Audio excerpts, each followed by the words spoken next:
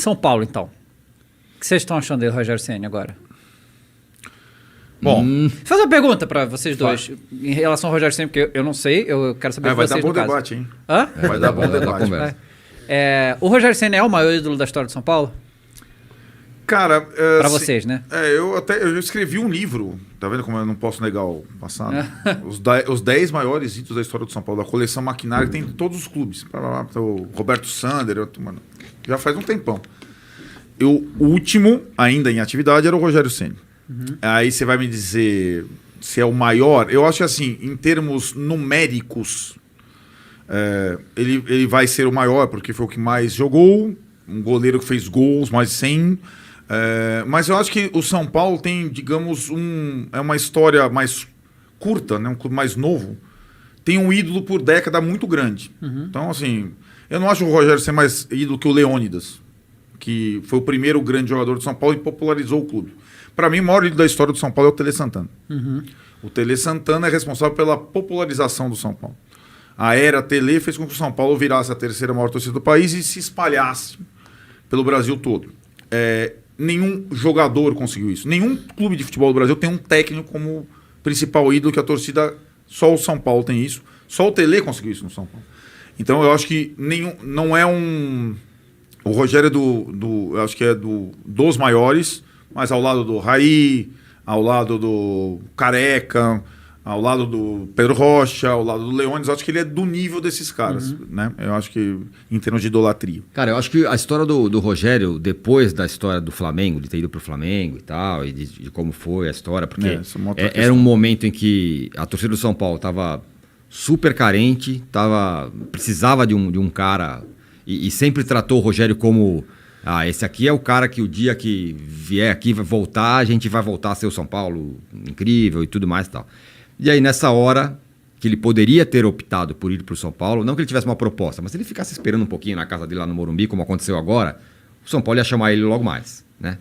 E não, ele quis dirigir o Flamengo e foi, aí teve aquelas declarações meio desastradas deles com relação à torcida do Flamengo. Ele não é bom das palavras, né? Assim, né? Para isso, bom, não, né? Ele é bom para dar entrevista depois do jogo, acho que ele até dá boas entrevistas sobre isso quando ganha, mas isso pegou muito mal. Tanto que assim, na volta dele pro São Paulo agora como treinador, na estreia dele a torcida gritou o nome do Crespo, tinha acabado de ser demitido. Cara, isso você tá falando do Rogério, não é falando de um cara qualquer, tá falando do um cara eu achei assim... Eu não sou São Paulino, né? Mas me dá sensação esquisita. Sim. Tipo, um ídolo tão grande ali, né? É e isso. tal. Os caras estão E vou dizer, eu acho que ele esse gelo vai ser quebrado, já tá quebrando já, né? Agora ganhou, não sei o que e tal, tá melhorando. Mas acho que tem um chão aí pela frente. Mas eu também acho que o maior ídolo do São Paulo é o Tele. Mas eu acho que o Rogério tem uma possibilidade, dependendo do que ele fizer como treinador do São Paulo. Exato. Aí pode ser. Jogador e treinador, coisa aí com o Renato ser. no Grêmio, aquela coisa aí o cara que é rara. Né? Pode virar a maior figura do São Paulo, dependendo do que ele fizer. Se ele, sei lá, for bem, São Paulo começar a ganhar, não sei o que e tal, ele pode aí ser um ídolo como treinador e como jogador. Aí pode ser. Acho que algumas coisas você falou da entrevista, falando sobre a torcida do Flamengo e tudo mais, que ele não precisava ter... para elogiar e ganhar pontos com a torcida do Flamengo, comparar com a do São Paulo, foi um erro extra. Aliás, os caras, o cara pode ser... Os caras têm que ter algumas pessoas com quem eles conversem antes de falar certas coisas. Porque são tantas besteiras. Os caras morrem pela língua várias vezes. Sim. E também tem assim, ele assumiu o Flamengo 48 horas antes do duelo com o São Paulo pela Copa do Brasil. Parecia que ele estava desesperado para jogar contra o São Paulo e tal, né? E acabou sendo eliminado da Copa do Brasil. Então eu acho que ele... Agora, assim, eu acho ele bom técnico. Esse eu concordo com o Mauro. Eu sempre achei ele bom técnico. Eu acho que ele tem dificuldades em algumas situações, sobretudo com os jogadores, mas foi o que aconteceu. Acho que ele tentou contentar todos os maiores do Flamengo ali, do grupo campeão. É difícil. Você falou... mostra os vídeos de 2019 e fala para os caras jogarem igual. São outras pessoas hoje. São as mesmas pessoas, mas são outras. Os caras não correm mais do jeito que corriam. Não, pela idade e pela vontade, pela fome. Não é todo jogo como era. E isso é natural em qualquer time que vence. Sim, é isso mesmo. Eu falei do Tele com o São Paulo. O Tele foi bicampeão mundial tal, e teve que trocar alguns caras, porque os caras... eu sou campeão mundial, tá falando com quem aqui? E tem isso no futebol, cara. E não é uma coisa maquiavélica, é natural. Tem isso na humanidade. Tem isso na humanidade, exatamente. E acho que o Rogério chegou ali, cara, eu sou um técnico iniciante. Tô chegando num time campeão da Libertadores e tal. Com essa massa aqui, eu vou tentar compor. Isso. E acho que a questão do Diego ela é simbólica, que ganhou muito espaço com ele. Que é o líder do time, é o líder do vestiário. E ele já tinha tido problema no Cruzeiro com as figuras do Cruzeiro. Eu falei, vou tentar compor com a... E acho que funcionou minimamente. Não era um time e tal, mas ele conseguiu ali...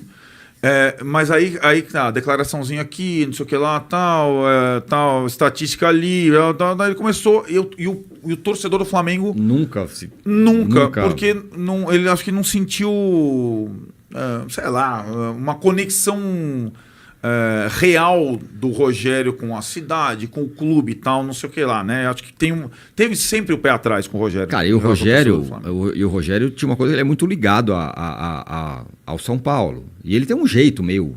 Ele nem é paulista, mas ele tem um jeito meio nerd paulista e tal. O Renato é outra história. Claro que ele tem uma super história no Grêmio, mas o cara foi ídolo do Flamengo, né? Pois é. Ele sempre gostou de praia, não sei o quê. Não quero dizer que isso vai transformar o cara num bom técnico, mas a conexão do Rogério com o Flamengo e com o Rio essa mesmo... conexão é importante pra caralho, vai. É Claro importante. É. Isso nunca aconteceu. Eu vou dizer, eu como torcedor, né? Quando o meu problema, alguns dos problemas que eu tinha com o Rogério, assim, sem falar em campo, né? Mas ele, cara, ele ia pras entrevistas, cara, e ele botava o jogador na linha de frente, tá ligado? Depois deu aquele negócio do Pedro da Olimpíada, não sei o quê. Cara, ele foi pra entrevista e falou: o Pedro jogou mal, esse negócio da Olimpíada, ele tá mexendo na cabeça dele, não sei o quê. Cara, você não fala isso, jogador, você vai perder o grupo assim. E foi o que aconteceu.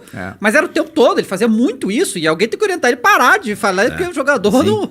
Acho que vai ficar muito puto. Ele já vê o dia inteiro os programas esportivos detonando quando ele joga mal. Agora o teu técnico também lá e falar é brincadeira. Mas aí é louco, né? Porque aí você pensa no Rogério, na vida do Rogério Ceni. O cara passou 30 anos no mesmo clube, e no São Paulo ele era o dono daquilo. Raramente criticado, né? Muito raro, né? Muito criticado. E ele era um técnico dentro de campo, ele era o líder todo o tempo que foi do São Paulo, ganhou tudo, tarará.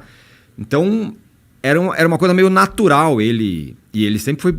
O Rogério sempre foi muito louco, obcecado por ganhar. Ele, né? Sabe todos os detalhes. Então, é como se ele achasse que todo mundo era como ele. Então, ele vai detonar o Pedro mesmo, porque foi pra Olimpíada. Porque na cabeça dele isso é meio normal. Né? Ele não teve 200 experiências em diferentes times na vida para ver diferenças. Né?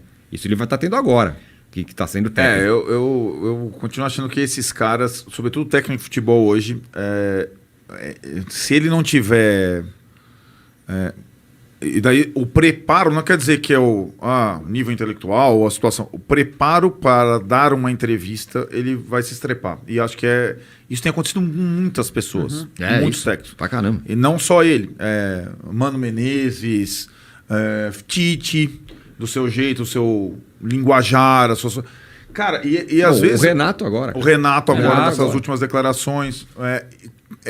às vezes... Tá pegando no pé do Renato, por causa dos 200 milhões. Claro, pois né? Morre pela boca, não tem jeito. Então, é incrível, cara, porque isso tem um peso hoje, às vezes muito mais que o esquema que o cara montou pro jogo tal, que ou a escalação que ele optou, ou o cara que ele preferiu, o jeito de se comunicar. Detalhe, uma né? coisa... Hoje o técnico é o único cara que fala todo fim de jogo. Pois é. O cara tem que estar lá não foi no todo... Campeonato Paulista que o Abel falou, não vou dar entrevista, que ele não dava entrevista no Campeonato Paulista. Isso, às vezes botava o auxiliar pra falar. Esses caras estão falando toda hora. Cara, é melhor você não falar do que você chegar lá puto e falar um monte de bagulho que você vai se arrepender, que foi o caso do Renato agora, depois que foi eliminado. É isso. Cara, falou uns negócios ali que, cara, exatamente. sabe... Né? E ele começou como técnico, a primeira experiência como técnico, o Rogério era assim, ele ia no São Paulo, né? Ele ia para a entrevista com os números, os Chutamos scouts. 55 Aí vezes. ele chegava lá, sei lá, 2-0 pro Rio Branco de Americano. Posse de bola nossa foi 80%, finalizamos 20 vezes, o adversário finalizou 2. Daí, quanto foi o jogo? É isso. 2-0 pro Rio Branco. Então dane-se essa porra. E ele, de fato, ele começou assim, ele falou, acho que daí ele rasgou o papel, isso não funcionava. E aí uma coisa é ser técnico do Fortaleza, quando você não precisa dar entrevista todo jogo. Quando você está numa situação mais tranquila, quando você é visto com bons olhos... Ou mesmo que você tenha que dar entrevista, vontade. mas no Fortaleza.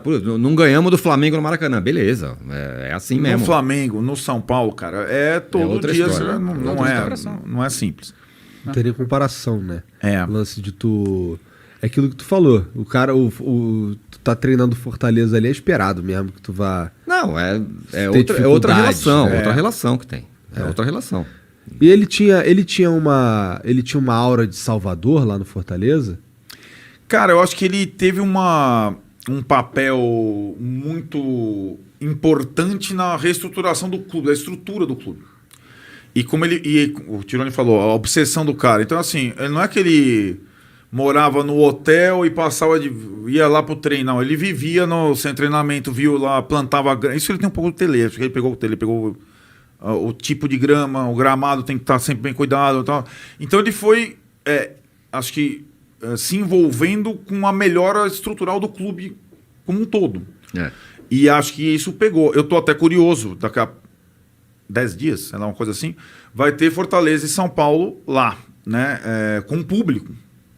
Então como é que ele vai ser recebido? E agora com o Fortaleza, com um técnico que também está fazendo um sucesso absurdo lá, né? Mas eu acho que essa primeira semente lá ele ajudou a plantar. Então eu acho que ele tem uma... E acho que no Flamengo ele ganhou mais até que no Fortaleza, mas a reputação, digamos... Peso lá, diferente. É peso diferente. É, né? total.